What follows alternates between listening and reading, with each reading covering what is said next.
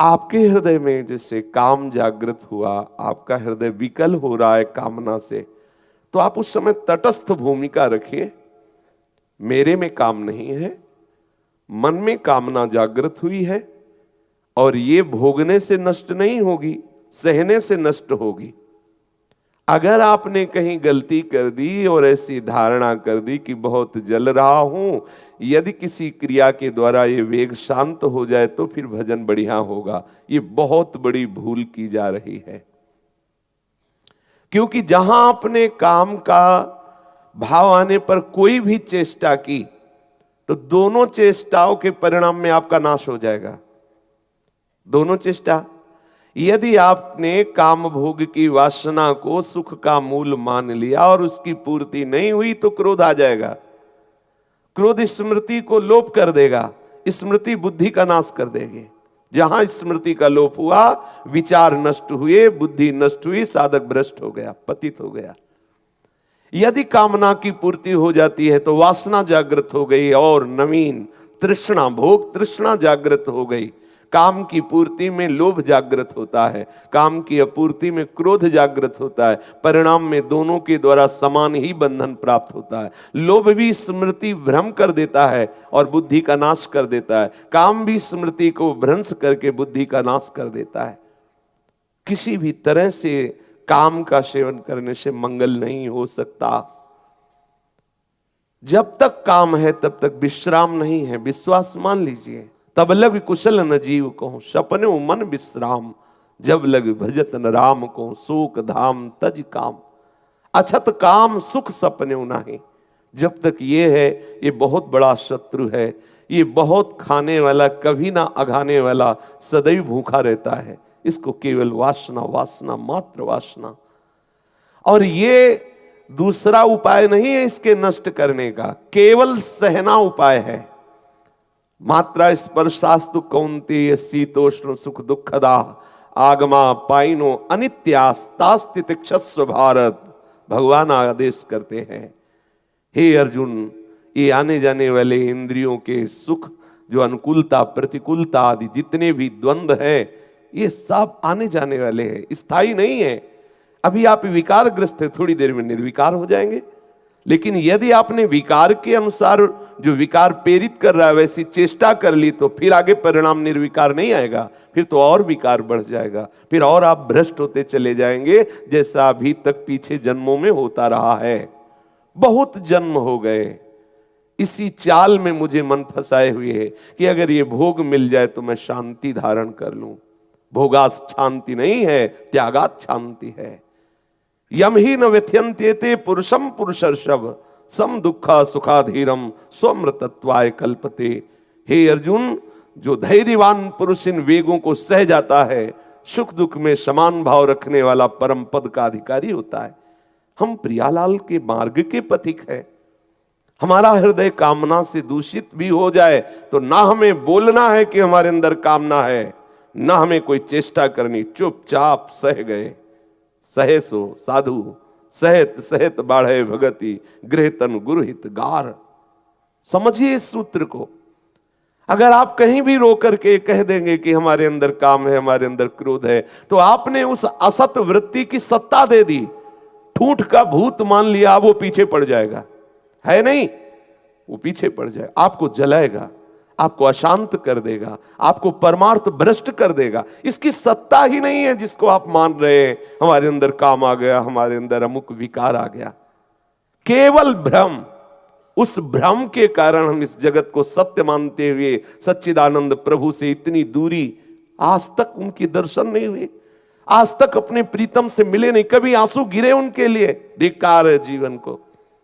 प्रभु के लिए कभी रोए, कभी गुरुदेव के सामने खड़े होकर चिल्लाकर रोना आया कि प्रभु इतना समय चला गया लेकिन प्रीतम नहीं मिले, कृपा करो मुझे प्रभु मिल जाए। नहीं, मेरे अंदर काम, मेरे अंदर क्रोध, ये कोई खास बात है? पूरी सृष्टि में सबके हृदय में काम है, सब कामना से ही प्रकट हुए हैं, इसलिए सबके अंदर काम के संस्कार है। इन्हीं काम के संस्कार को मिटा दे सा महात्मा, वही महात्मा है। आप जिस मार्ग के पथिक हैं, इस मार्ग का स्वरूप है सहना। हम सब कुछ सहेंगे और इसी सहने को देख करके प्यारे अधीन हो जाते हैं। मेरा भक्त मेरे लिए इतनी जलन सह रहा है, एक एक सेकंड का हिसाब होगा, ध्यान रखना। चाहे शास्त्र विरुद्ध आचरण करोगे तो या शास्त्र अनुकूल आचरण करोगे तो, ऐसा ना समझो कि कोई देख नहीं रहा। हमारा दयालु प्रीतम तुम्हारे हृदय में बैठे तुम्हारी जलन को देख रहा है। तुम उसके लिए जल रहे हो, तुम उसके लिए सब सह रहे हो, सबका उपहास सह रहे हो, सबकी निंदा सह रहे हो और नाना प्रकार के सांसारिक आकर्षणों का वेग सह रहे हो। तो जानते हो, कह रहे हैं ऐसे महात्मा के पीछे मैं डोलता हूं कि उसकी चरण रज मेरे ऊपर पड़ जाए और मैं पवित्र हो जाऊं। जरा विचार करो, पुण्य श्लोक महामहिमा में अखिल कोटि ब्रह्मांडों के स्वामी ये सौभाग्य दे रहे हैं उसी को। तो ऐसे थोड़ी बोल रहे हैं जहां हम कोई भी वेग आया फिसल गए। किस बात के परमार्थ के पथिक है? नहीं सहा जाता तो हम एकांत में रोएंगे, हमारे कोई आंसुओं को देख न पावे, कोई जान न पावे हम क्यों रो रहे हैं।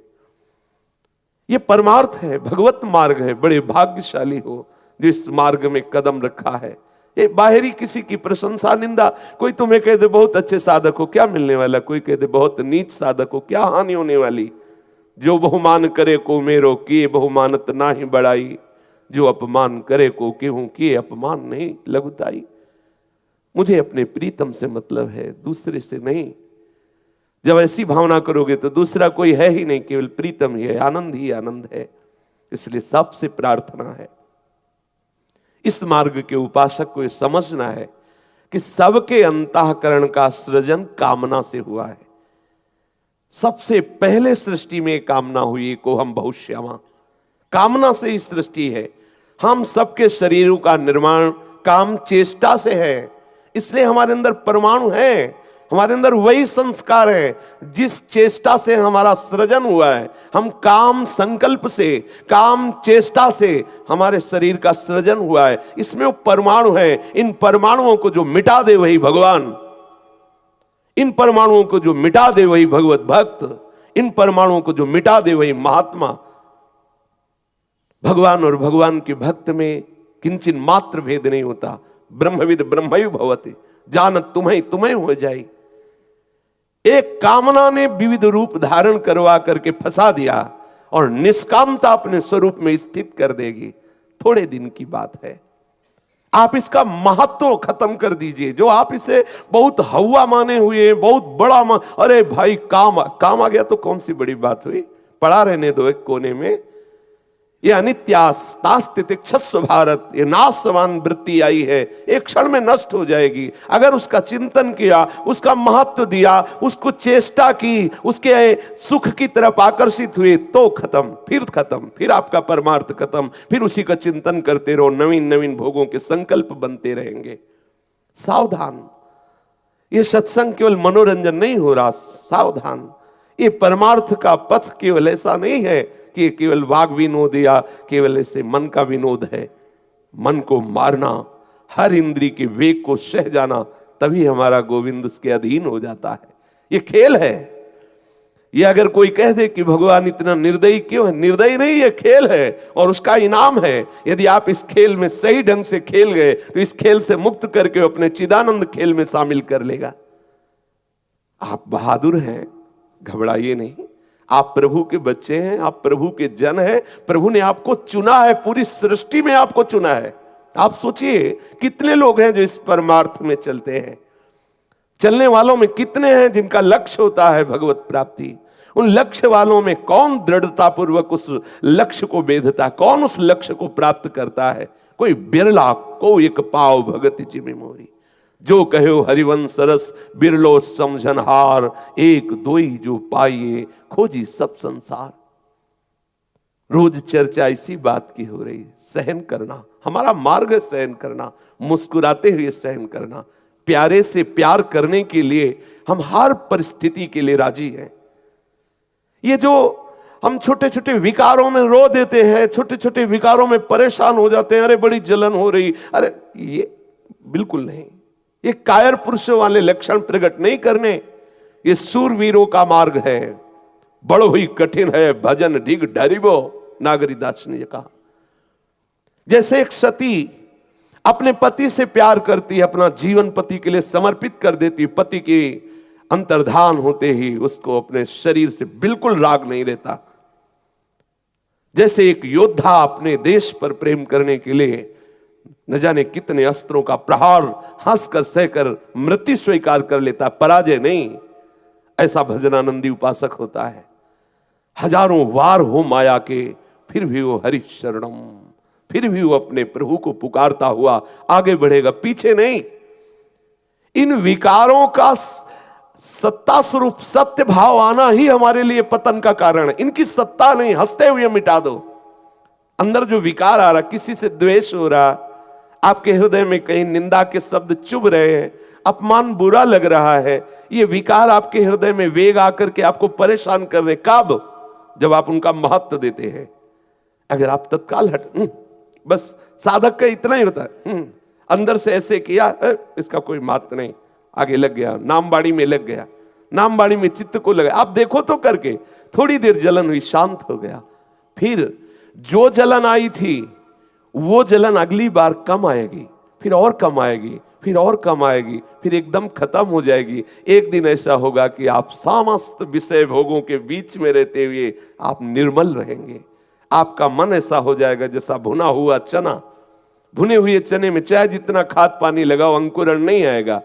ऐसे ही जो इस रहस्य को जान गया, चाहे जितने सुंदर सुंदर विषयों के बीच में हो, उसके हृदय में कभी भोग वासना जागृत नहीं हो सकती। नहीं स्वात्मारामम विषय मृग तृष्णाम भ्रमयति। तुम्हें लगेगा, तुम्हें लग सकता है, लेकिन आत्माराम पुरुष के हृदय में कभी किसी विषय के भोगने की लालसा नहीं होती। जो सच्चिदानंद तत्व को जान गया, उसके हृदय में फिर ये राग नहीं होता। या रहस्य रघुनाथ कर बेग न जाने कोई, जो जाने रघुपति कृपा सपने मोह न होए। प्यारे, बहुत बड़ी कृपा हो गई है, चूकना मत। ये विकार आपको ठगिए, आपको आकर्षित करेंगे, चूकना मत।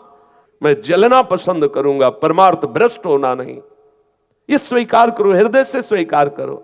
तुम्हारी स्वीकृति में दम है। तुम अगर स्वीकृति अगर हृदय में बैठा लो कि स्वयं भगवान आवे और मुझे विशेष सेवन की आज्ञा करें, तो मैं उनकी इस आज्ञा का पालन नहीं करूंगा, आप विजय को प्राप्त होंगे, आपको कोई परास्त नहीं कर पाएगा। आपके संकल्प में भी बहुत सामर्थ्य है, क्योंकि आप चिदानंद तत्व के चिदानंद अंश हैं। आप अपने स्वरूप का विस्मरण करके भोगों को इतना महत्व दे दिया कि आप रो रहे हैं। आप अंदर से इतने हार रहे हैं कि मैं कैसे चल पाऊं। कदापि नहीं, ऐसा कदापि नहीं होना चाहिए। अगर वास्तविक आनंद का परिचय प्राप्त करना है तो थोड़ी यात्रा ये आग वाली है, आग वाली यात्रा। सावधान। सत्संग का तात्पर्य है अंदर की जो हमारी उलझने हैं उनको सुलझा देना। कुछ ना बोलो, चुप रहो।